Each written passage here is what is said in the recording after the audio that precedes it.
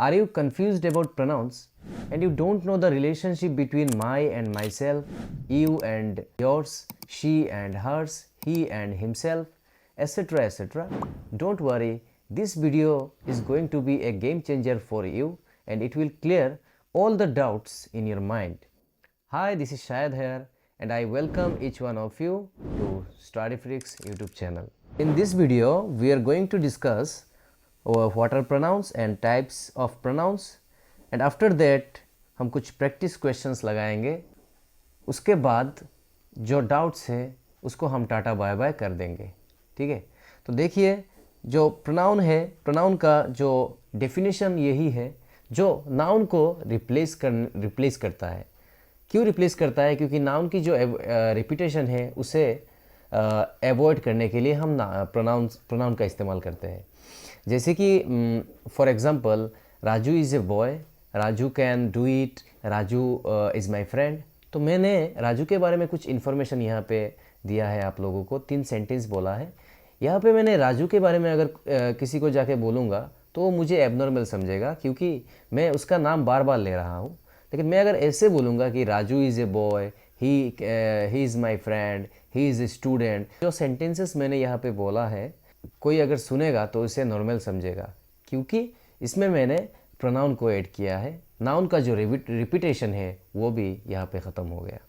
Okay, pronoun का definition ही यही है कि प्रोनाउन जो है वो रिप्लेस करेगा किसको? नाउन को रिप्लेस करेगा. तो प्रोनाउन का जो टाइप्स टोटल टाइप्स है 10 और इसका एक शॉर्ट ट्रिक मैंने यूट्यूब शॉर्ट्स में डाला है. जैसे कि मैंने दिया था आप लोगों को PP, RRR, IDE. इस ट्रिक से आपको आसानी से पूरा 10 के 10 प्रोनाउन याद आ जाएंगे.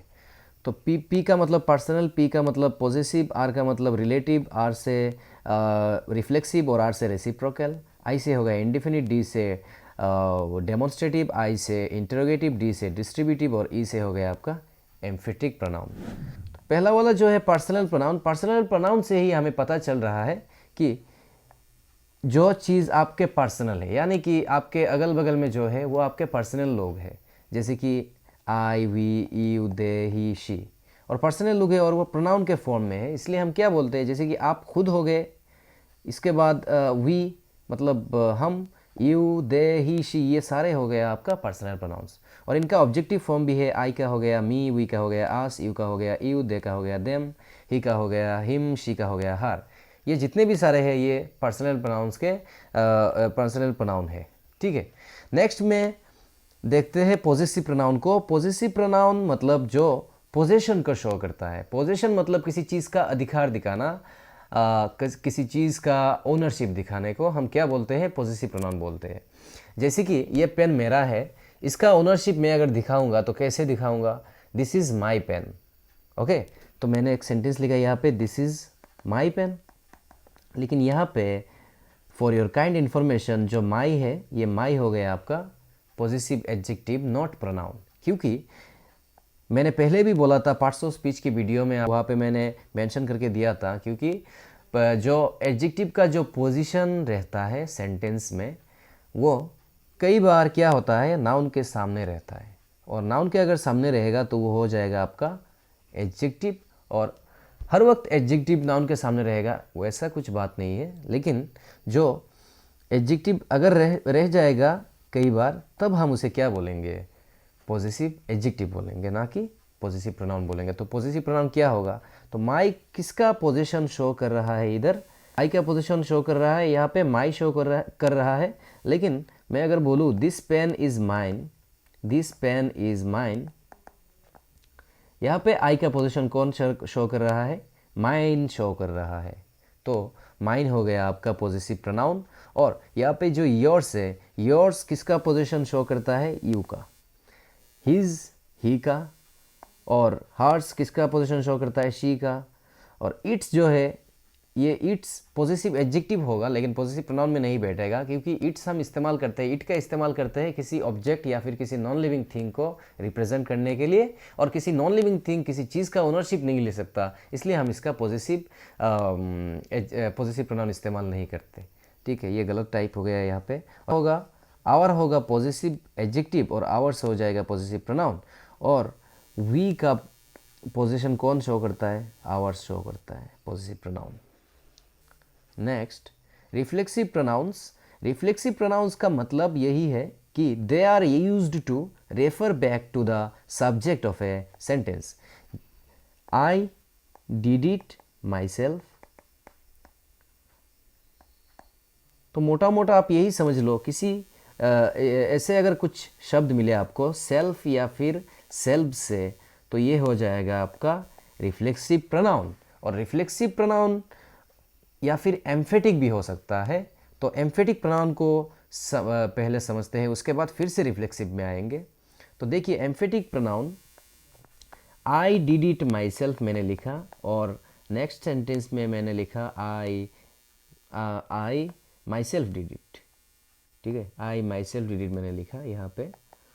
तो इसमें डिफरेंस क्या है देखिए, आई को रेफर बैक कौन कर रहा है, माई सेल्फ।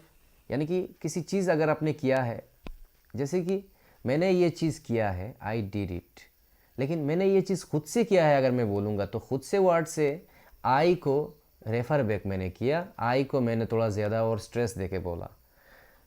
लेकिन जब रिफ्लेक्सिव हम समझेंगे, जब वो सब्जेक्ट से दूर रहेगा और सब्जेक्ट के नज़दीक अगर रहेगा, तब हम उसे बोलेंगे एम्फेटिक प्रोनाउन।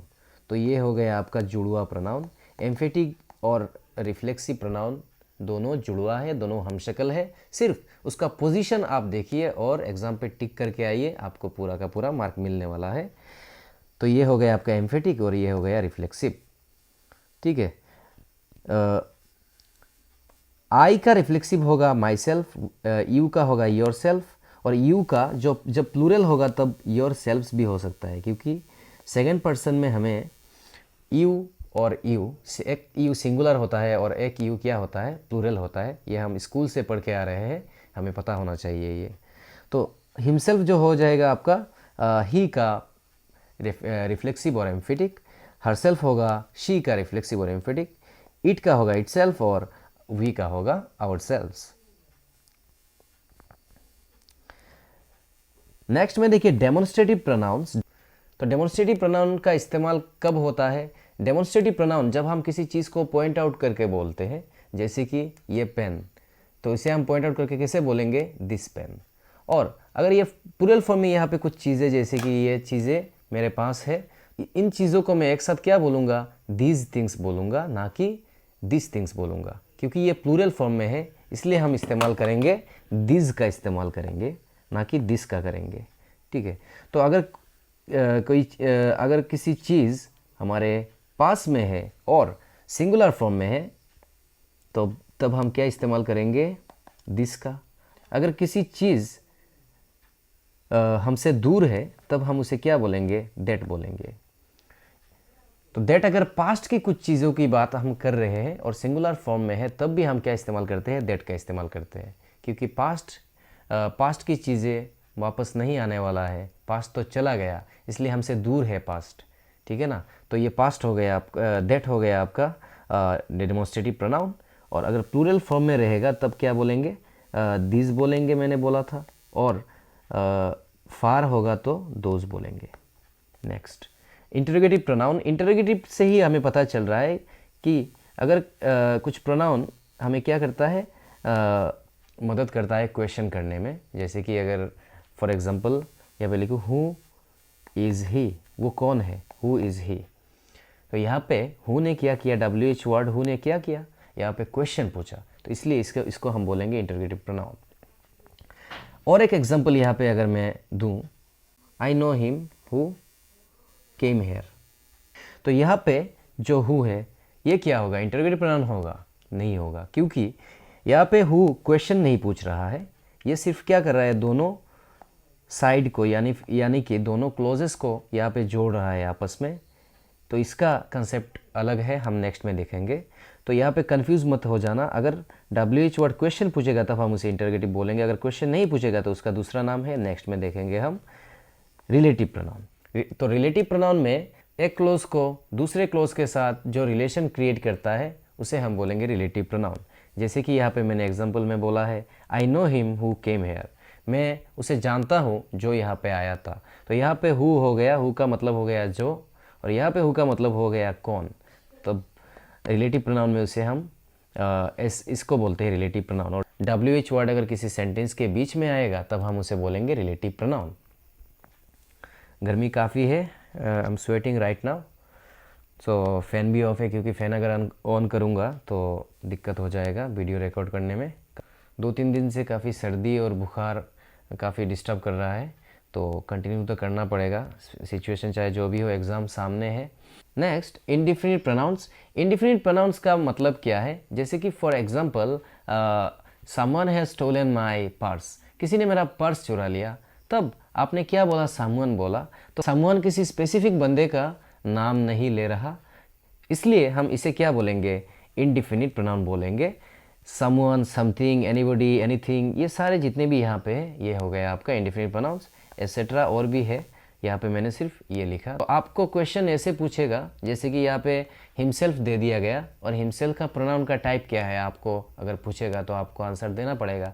आपने पढ़ा है कि हिमसेल्फ मतलब एम्फेटिक और रिफ्लेक्सिव। अगर समवन के बारे में पूछेगा तो आपको ये याद रहना पड़ेगा कि हमने वीडियो में डिस्कस किया था कि समवन हो गया आपका इंडेफिनिट प्रोनाउन, क्योंकि ये नॉन स्पेसिफिक चीज़ को, non specific people, someone indicates people, obviously people, क्योंकि समवन किसी ने चुराया है, तो किसी ऑब्जेक्ट ने तो नहीं चुराया होगा, किसी बंदे ने चुराया है, तो इसलिए समवन जो हो गया ये हो गया आपका इंडेफिनिट प्रोनाउन।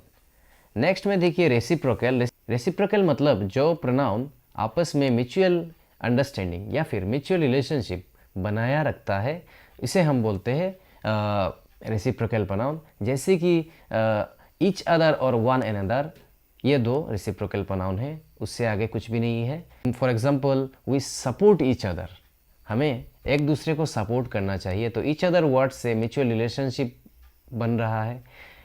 और अगर और एक एग्जांपल लूँ, जैसे कि Indian should love one another, हम भारतीय एक दूसरे को प्यार करना चाहिए, एक दूसरे का रेस्पेक्ट करना चाहिए। तो यहाँ पे मैंने ईच अदर और वन अनदर दो एग्जांपल मैंने बोला, और ये दोनों एग्जांपल को मैंने सेंटेंस बोला।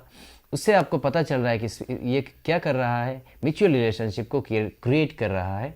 तो ये दोनों सेंटेंस में म्यूचुअल रिलेशनशिप क्रिएट हो रहा है, इसलिए हम इसे क्या बोलेंगे? रेसिप्रोकल प्रोनाउन बोलेंगे। Got it? तो ये टोटल मैंने अभी तक 9 डिस्कस किया है। हमने एम्फेटिक प्रोनाउन पढ़ा था, आपको अगर याद है तो यहाँ पे सीरियल नंबर पे नहीं था, इसलिए हमारा 9 हो गया। अभी 10 वाला क्या होगा?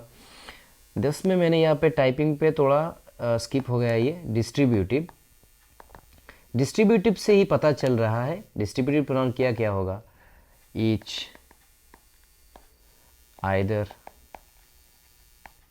आइदर का नेगेटिव फॉर्म हो गया नाइदर, और उसके बाद आ गया ऑल। ये सारे आपका डिस्ट्रीब्यूटिव प्रोनाउन है, क्योंकि ये डिस्ट्रीब्यूट करके देता है। जैसे कि अगर किसी ग्रुप में अगर हर एक इंडिविजुअल के बारे में आप बोलोगे, तब आप जैसे कि कुछ चॉकलेट, आप कुछ, जैसे कि एक ग्रुप में अगर आप बोलोगे कि हर बच्चे को एक चॉकलेट मिलना चाहिए, तो क्या बोलोगे आप? Each of the students should get A chocolate. तो यहाँ पे मैंने ईच यूज़ किया, क्योंकि हर एक इंडिविजुअल को, एक ग्रुप की हर एक इंडिविजुअल को मैंने बोला, इसलिए ईच यूज़ किया। और जैसे कि राम, आइदर राम और Shyam can do it, Ram भी कर सकता है, श्याम भी कर सकता है, दोनों भाई ये कर सकते हैं। तो इसलिए दोनों इंडिविजुअल के बारे में मैंने बोला, तो इसलिए हम ईच को क्या बोलेंगे? डिस्ट्रीब्यूटिव बोलेंगे। और आइदर को भी हम क्या बोलेंगे? राम और श्याम के सेंटेंस में हमने देखा है, क्योंकि आइदर को हम बोलेंगे डिस्ट्रीब्यूटिव प्रोनाउन। और आइदर का नेगेटिव हो गया नाइदर, और ऑल तो हो गया जैसे कि all of them are intelligent. तो इनमें एक ग्रुप में जितने भी बच्चे हैं सारे इंटेलिजेंट है, तो ऑल हो गया आपका in distributive pronoun. Clear? Total 10 types of pronoun हमने डिस्कस कर लिया। अभी देखते हैं प्रोनाउन टेबल को। अगर आपने पूरा फोकस दे के पहले वीडियो को नहीं देखा है तो अभी मैं आपको पूरा रिक्वेस्ट करूंगा कि अब इस टेबल को अच्छी तरह से देखिएगा। जैसे कि फर्स्ट पर्सन सिंगुलर में हमें मिलता है आई, और यहाँ पे सब्जेक्टिव प्रोनाउन क्या है? जो प्रोनाउन सब्जेक्ट में यूज़ होता है तब हम उसे क्या बोलेंगे? Subjective pronoun. For example I, तो यहाँ पे आई जो हो गया, आई हो गया सब्जेक्ट की जगह बैठा है, इसलिए हमने लिखा आई, और यहाँ पे ऑब्जेक्ट की जगह बैठा है, इसलिए हमने लिखा मी। सेम देखिए यहाँ पे हिम जो है, हिम यहाँ पे ऑब्जेक्ट की जगह बैठा है इसलिए हिम लिखा, और यहाँ पे सब्जेक्ट की जगह अगर बैठेगा तो हिम लाइक्स मी नहीं बोल सकते आप, हिम यहाँ पे लिखना पड़ेगा ही, क्योंकि ये सब्जेक्ट की प्लेस है और सब्जेक्ट की प्लेस में आप सब्जेक्ट की तरह ही आपको बैठना पड़ेगा, आपको ये लिखना पड़ेगा। तो सब्जेक्टिव प्रोनाउन हो गया आई, ऑब्जेक्टिव प्रोनाउन हो गया इसका मी, पॉजेसिव एडजेक्टिव होगा माई, मैंने पहले बोला था, पॉजेसिव प्रोनाउन में होगा माइन, और रिफ्लेक्सिव और एम्फेटिक में आपको क्या मिलेगा, आपको रिफ्लेक्सिव और एम्फेटिक क्या आपको मिलेगा, आई का रिफ्लेक्सिव और एम्फेटिक होगा माई सेल्फ।